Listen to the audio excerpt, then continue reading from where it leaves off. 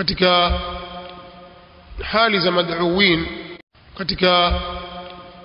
hali za mad'uwin watu wenye kulinganiwa kuna utofauti,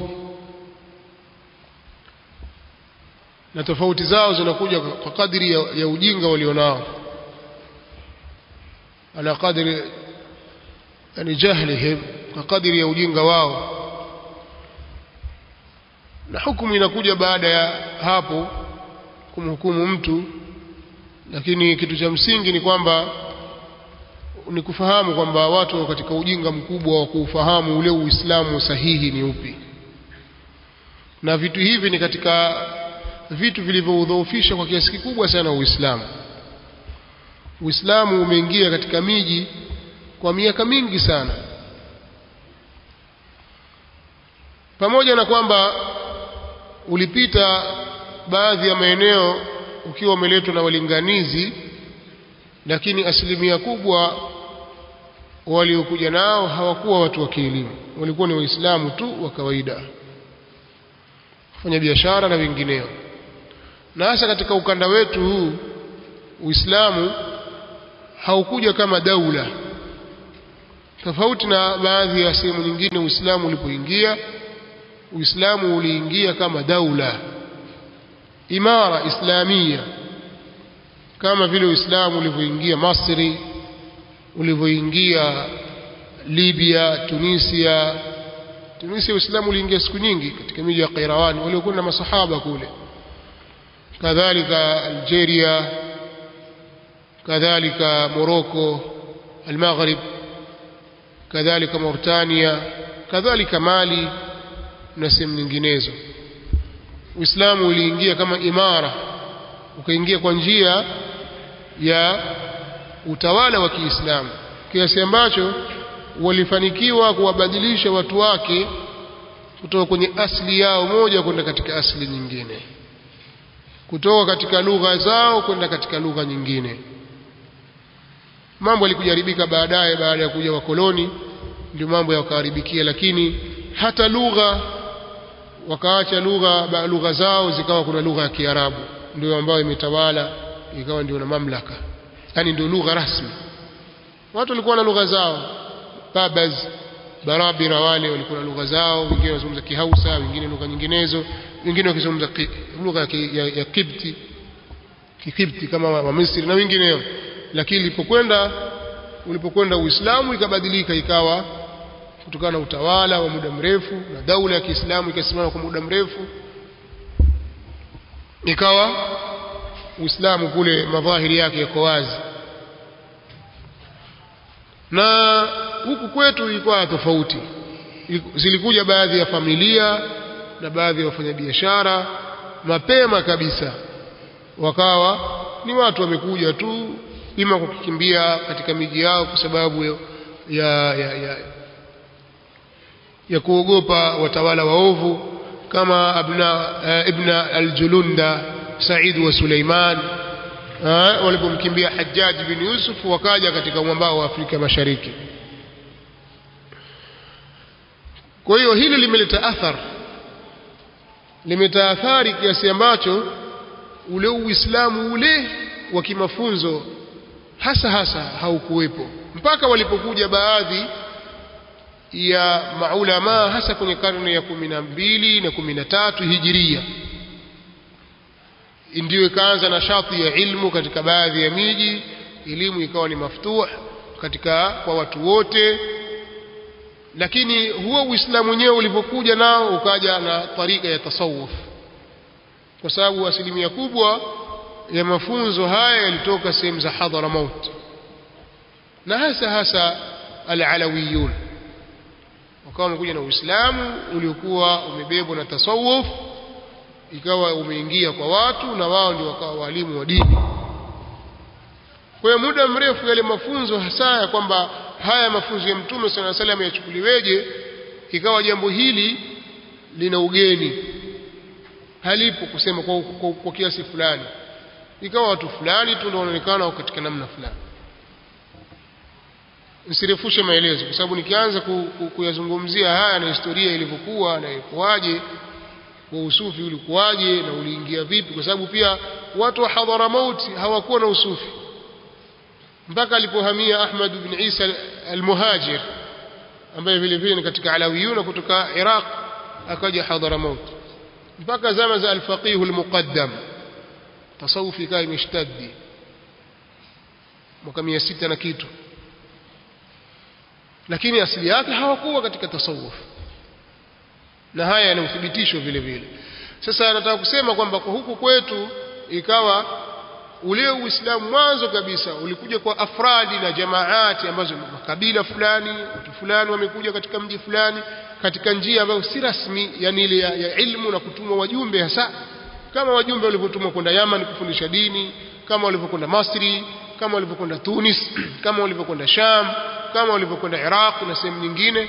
Huku kwetu haikuwa hivyo, ni watu binafsi wakawa wamejitolea mpaka Uislamu ukaenea, ukafika Uislamu katika visiwa, ukafika katika pwani, katika miji ya Banadir huko Somalia, kadhalika katika miji ya Pate na Amu na Mombasa, Tanga, Unguja, Pemba, Kilwa na sehemu nyinginezo. Uislamu ukaingia katika upande wa bara na ukaenea Uislamu mpaka Sofala, Msumbiji huko.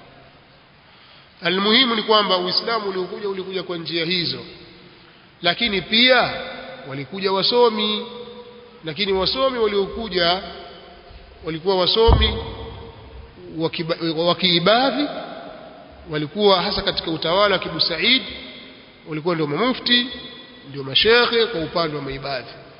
Nashati yao katika taalimu kwa mujtama haikuwa kubwa sana ukilinganisha na nashati ya Baalawi al-Alawiyun. Wao ndio walikuja na nashati kubwa ya taalimu, ikaenea taalimu katika miji, na tarika yao ya Alawiya ikaenea sana, lakini pamoja na tasawuf. Sasa ukilifahamu hili ndio utaona sasa matatizo yanaanzia wapi. Mathalan, utazungumza suala la mwanamke kujisitiri kwa mujibu wa aya na hadithi na mafunzo ambayo yamefunzwa kwenye Uislamu. Ukimwambia kwamba mwanamke atakiwa avae hivyo, kwambia kwani mimi ni Ansari,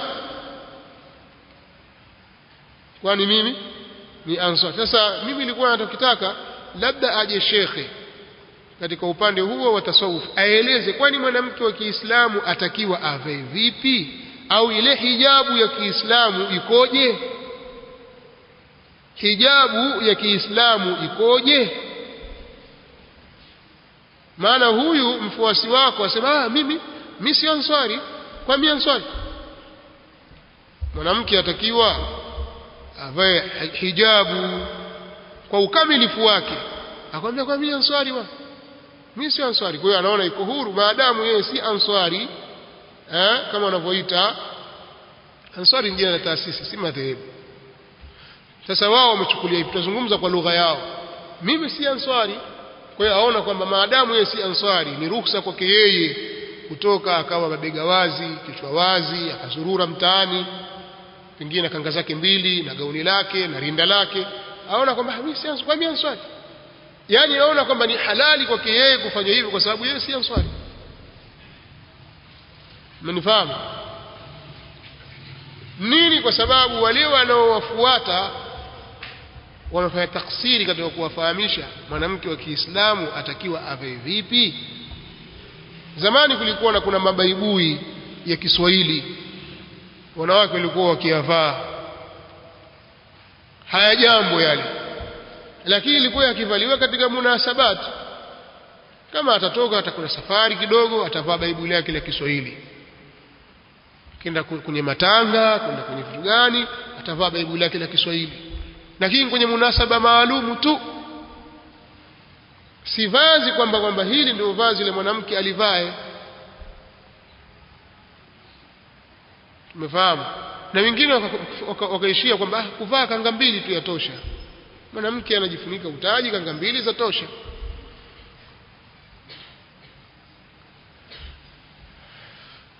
Tatizo liko wapi?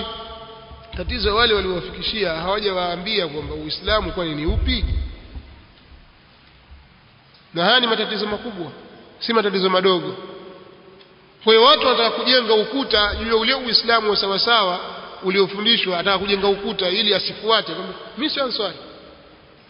Na kwa wanaume kadhalika kwamba hili halifai, wewe hutakiwi wewe kuzinyoa ndevu zako. Mimi kwa Ansari, utaweka ndevu kama Ansari? Kwani huyo mtume sallallahu alaihi wasallam afundisha vipi? Asemaje? Tuache mambo ya Ansari, tujalie kwamba haupo. Huu ni upotofu, haupo kabisa tuseme. Kwani mtume Muhammad sallallahu alaihi wasallam yeye afundishaje? Si tumeelewana? Lakini sasa hiyo ni sunna tu, si ndio hivyo? Tunasema hiyo ni sunna tu basi. Ya nani? Sunna ya nani? Mafunzo ya nani? Kwa maana sunna kwamba sio lazima. Sasa mbona wewe wabeza na usisema vibaya? Nawe bwana majidevu hayo bwana, mtoto mdogo sasa unakuwa madevu mengi bwana. Si wewe ndio ulisema sunna ya mtume sallallahu alaihi wasallam? Mbona ya kukera namna hiyo hayo madevu? Kwa nini nimekuaje weka ndevu nao hawa wazicheka sasa? Kumbe jambo haliko katika Uansari. Wao wanaona kwamba ni ule umagharibi umeingia kwamba lazima uwe smart kabisa. Smart ni kwamba usiwe na ndevu. Kwa hiyo imekuwa yale mafunzo aliyofunza mtume sallallahu alaihi wasallam watu wanayakataa kwa namna nyingine. Sasa wameaminishwa kwamba haya ni mambo ya watu fulani, Ikiwa wewe utaamua kuacha kwamba jambo hili kwani hili ukihoji tu hivi kweli mtume sallallahu alaihi wasallam alifundisha hili, na wewe ushakuwa Ansari siku hizi. Wewe huruhusiwi kuhoji kwamba je, kwani hili mtume kalifundisha? Maadamu umelikuta wazee wanalifanya, lifanye hivyo hivyo, usiulize. Mathalan umekwenda pale labda kwenye ikdi, waambiwa lete ubani, lete moto hapa na ubani. Ukiuliza tu kwani huu moto na ubani huu vipi huu nao pia mtume sallallahu alaihi wasallam alikuwa akiutumia kwenye kuomba? Tushakuelewa kwamba wewe ni Ansari sasa. Sasa hakuna kuuliza. Utaka kujua haya yametoka wapi, usiulize bwana. Wewe endelea hivyo hivyo, maadamu umeyakuta haya basi fanya hivyo hivyo. Ukiuliza tu tayari wewe ushaharibikiwa wewe. Unaona siku hizi unaona watu wakuwekea alama za kuuliza, mbona tumuelewi huyu? Allahu almusta'an. Lakini uzuri katika zama fulani Sheikh Al-Amin bin Ali rahimahullahu ta'ala, Sheikh Al-Amin bin Ali ni katika wanawachuoni wakubwa wa Afrika Mashariki. Amewasomesha mashekhi wakubwa katika Afrika Mashariki. Sheikh Al-Amin bin Ali alifariki mwaka 1947 katika wanawachuoni wa Mombasa. Ana kitabu kimeandikwa Hidayatul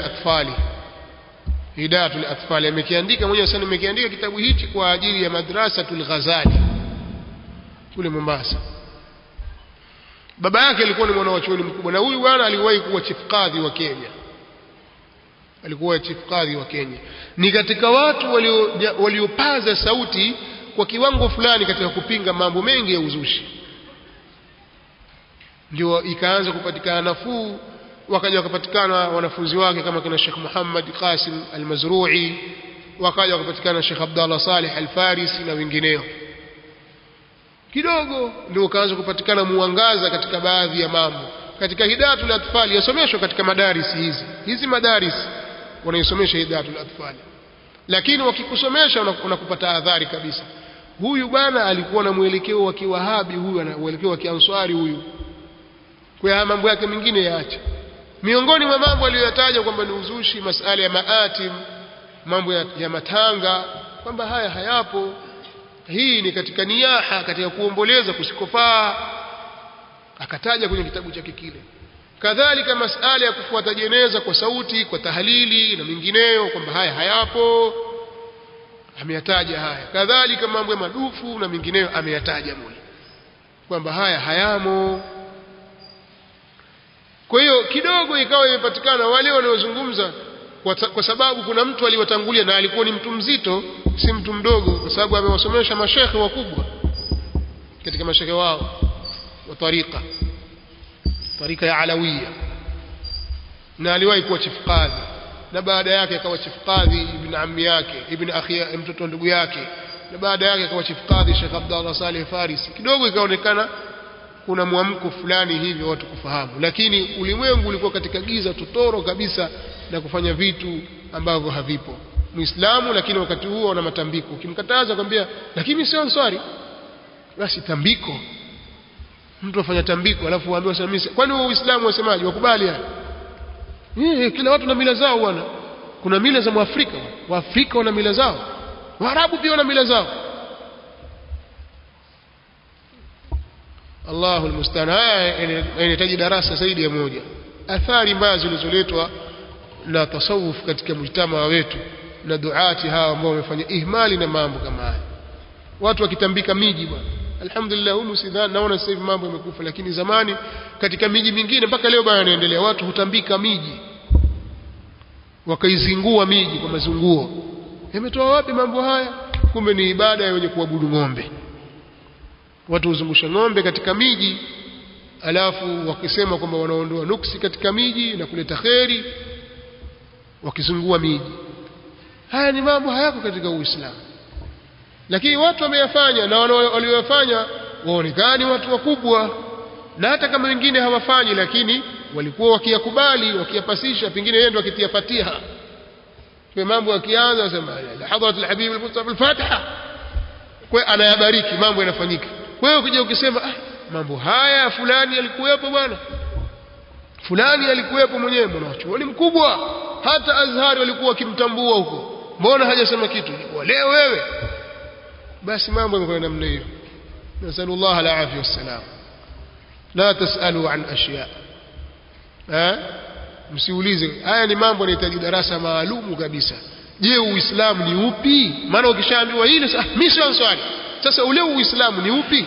Haya ni mambo yanahitaji maelezo peke yake kabisa, zaidi ya mwezi elezo Uislamu ni upi.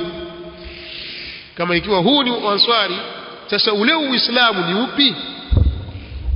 Ndio natakiwa watu wafahamu. Pengine kwenye watu 10,000 akaelewa mtu mmoja tu, hiyo mfaida tayari.